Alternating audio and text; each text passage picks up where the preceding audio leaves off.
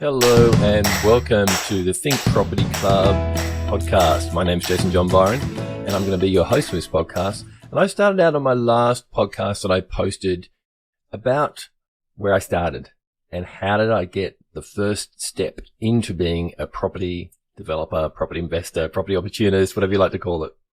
And it was interesting because when I first started, I would never dream of even owning a property or having the type of portfolio that I have today. And I keep pinching myself and going, how did that happen? What was a real thing that changed? And then I was talking to a mate the other day and we were talking about, his situation. He was still renting and had bad debt and he couldn't get into property and those type of things.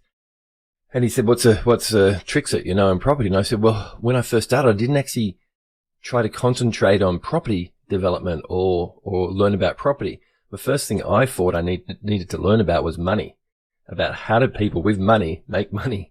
How did people handle their cash flow, their money? Because I knew that my own situation handling cash flow wasn't going to change because I would often get into debt. And I would have issues when I first started about the whole concept of money and how to use it efficiently enough if I was going to start to get into doing property development or any type of property renovation or whatever I did. So I had to really learn about what was the smartest way people did things. I knew there were people out there doing things that differently from what everyone else did when it came to tax, when it came from structures and even buying, how did they do all those type of things. So I spoke to you last time about how I finally got off being a cameraman and started sitting down and doing some education, which was pretty hard in my mind because I was thinking, well, I didn't go to university, so, I never paid for an extra education. My parents paid for my school, obviously, but I didn't have a HECS debt or anything like that. And the whole concept of paying for a course or doing something like that, it felt a bit unusual to me, okay? So I really got to the stage there, but I'm sitting down and I'm starting to learn this stuff. And I said, okay, what do I really need to focus on? Well, I've been pretty reckless with money before, which got me in this situation, and I was still in debt at that stage. And so I paid attention to that. Now, there's a few money lessons that I learned. I'm going to share the 3 with you today. The first thing when I started out and I was listening about banks and how they borrow money and how they use money. Now you think about this concept here. We're all taught put money in the bank, they'll store it for you, and you'll get some interest on it, right? So that's a bit of a good thing to have. But the situation that we're not really realizing is what's happened to our money once it goes in the bank. Now, if we really think about it, for a couple of seconds, we just got to go, well, what does a bank do with your money? And what does a bank do? It lends your money out to someone else at a higher interest rate. So they make money from your money and you gladly just give it to them. You don't charge them for it. You don't charge them an interest rate to borrow money off you because that's exactly what they're doing. You're giving them money, borrowing, for free. Because the interest rate that they give you, even if it's like $8,000 or less, your average wage coming in is so minimal and the bank fees and everything they charge you, you're really not making any money on the money you're giving them. But what are they doing? Every single second they're taking your money and they're lending it out to people such as property developers who are developing properties and subdividing or renovating anything developing a property. And they're charging them another 2.2% on top of whatever it costs them. And when I say cost them, well, they've got to run the bank and they've got to do all the staff and everything like that. But this is the whole thing. So why are we giving our money to banks for free? And they're allowed to just take it and lend it out to someone else and make profit off it, and we don't split it. And that's just totally true, right? Anyone out there who's got more than $50,000 in a bank account, you're actually asking to be ripped off. It's like a scam. Because what they're doing is they're taking your money that you have in there, they're giving you a minor little bit of money of interest, especially if you've got 50,000 in there, right? But what they're doing is they're lending it out to someone and making money off your money. So then this is what I heard out of that. The next lesson I got taught was, well, you've got to flip that switch then. We're not going to stop people putting money in banks. So we've then got to look at, well, okay, let's go to the other end of the scale. What do banks do with that money? They lend it out to people at 5 or 6%. Okay. Let's just say that. I know you can get it cheaper, 3%, all that type of stuff, but let's just say it's 5% to give it a commonality there. So as a property investor, what we should be doing is trying to find opportunities where we can borrow that money off the bank, which we're really kind of borrowing it off ourselves because we gave it to them in the first place. But we're borrowing the money off the bank. We're paying 5% interest on it. They're making at least 2% out of whoever they took it off. And I say took it off because that's right. And so we've got to figure out, well, okay, let's be on the other end. Now let's use that money, that 5% margin on there, and let's try to get 7, 8% out of that. So we're doing exactly what the bank does, right? The bank took the money from someone else, put a bit extra on it, and they still paying the interest if someone's got, long-term deposit, something like that to someone. But they're making extra money on top, and that's how they survive. So how do we do it as a property investor?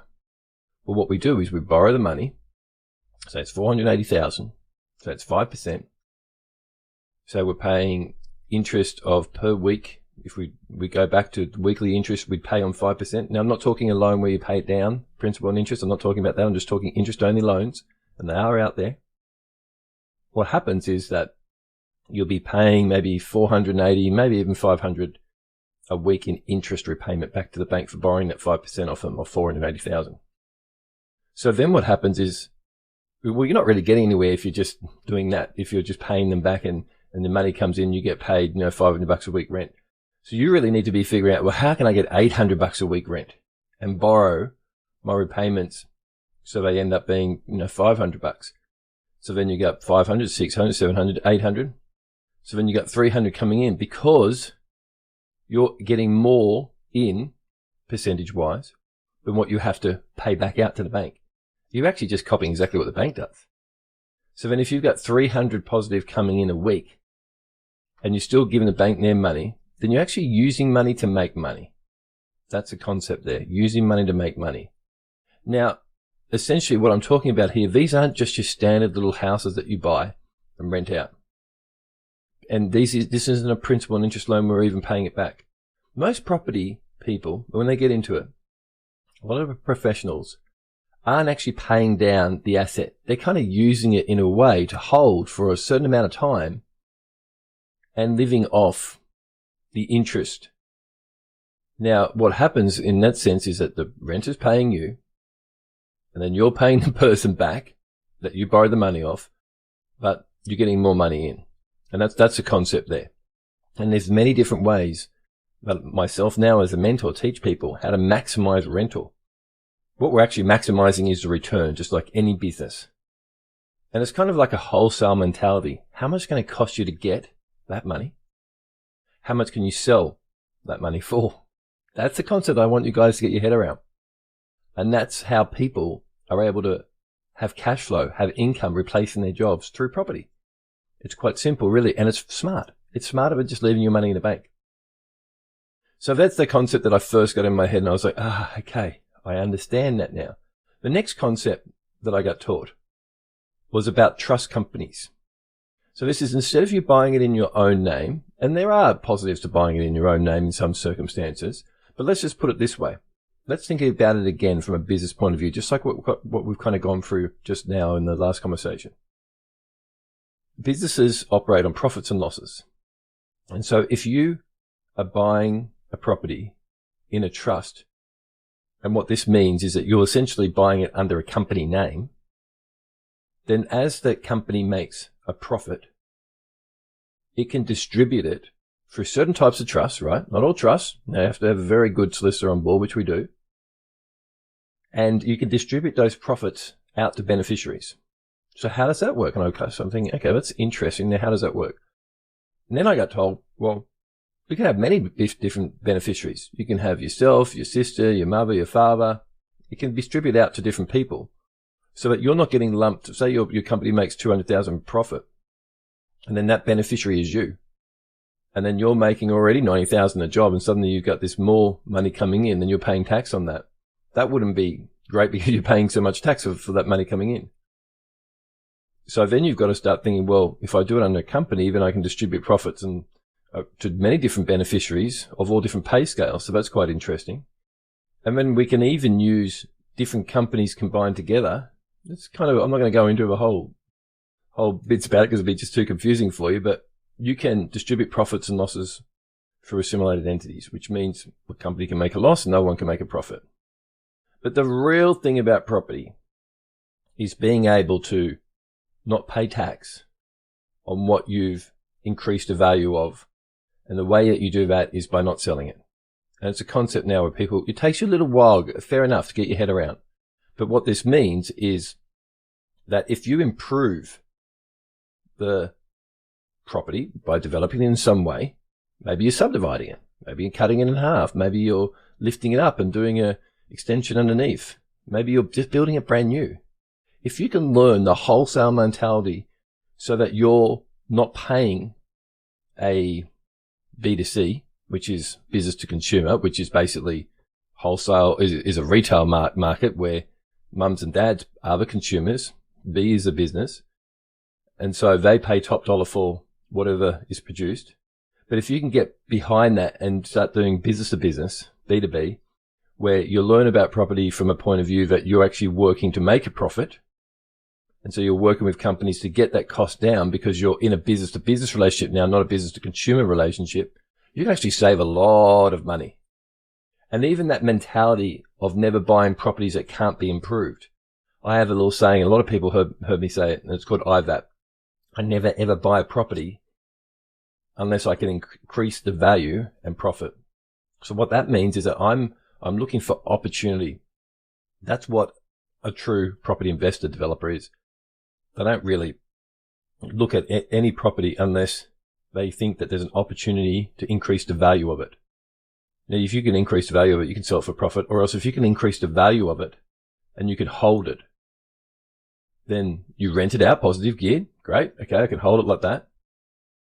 But if you can increase the value by 300,000, which is what I did on our first home that we first created, that was now a rental property. But if we increased the property by 300,000 and we sold it, we'd have 300,000 profit.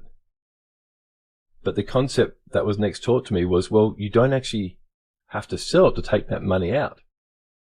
Because if you don't sell it and you go back to a bank and you borrow against it, sure, you're going to be paying 5% interest because you're borrowing more. Okay. So you're saying, I would like now 200,000 of the 300,000 I've created in extra value on this property. But now you have this money that you don't have to pay tax on. You can do whatever you want with it too, and buy a car with it. It doesn't matter what you do with it. But then you get the real concept where you now have this money that you don't have to pay tax on, that you created, that you can live off it if you want, like a wage, or else you can start to use this money to do other type of property deals. So those are the three concepts there. The first one was, hey, use the bank's money. Instead of them using your money, flip it back on them. Start using their money to make money with the properties that you buy that are interest only, and you're actually paying an amount back to the bank, but your rental coming in is more. So that's pretty cool. The next thing was to look at, well, what if you learn how to do properties in companies where whatever money they made, if you sold them or whatever you did to them, that you could distribute that profit in different ways. And you could even distribute the profits and losses from assimilated companies with certain types of structures. I thought that was really interesting. And then the third one is that you could actually develop a property in a way, hold on to that property, and then borrow against it. We had a property just like that. We had a whole townhouse practically free. And it was worth, because we paid all the bills off of all the townhouses that we built. It was a 5-pack. We paid the 4 off by selling them. We had to pay tax, obviously, on selling them if we made a profit. But then as soon as we got to that margin, so we had all the cost that we'd had to pay for the whole construction. I'm talking land, every little fee. So that came out to 4 million, right? I don't know exactly what it was, so I'm not going to go through all the details, but just to make it a nice square number for you. So it was 4 million. And so you had to pay that back. That was your total debt. But then you sell 4 townhouses off for just over $1 million each. But you still get a 5th townhouse. Now you're going to get all your profit out of that 5th townhouse, right? Do you choose to sell that and pay tax on it? Or would the smarter thing to be is to keep that last townhouse and go to a bank and not go and grab from selling it for 500,000-600,000, but go and grab 300,000 from the bank against that debt there and rent it out positive geared anyway, because, well, you practically got it for free. So when you rent it and hold it, you're still making money.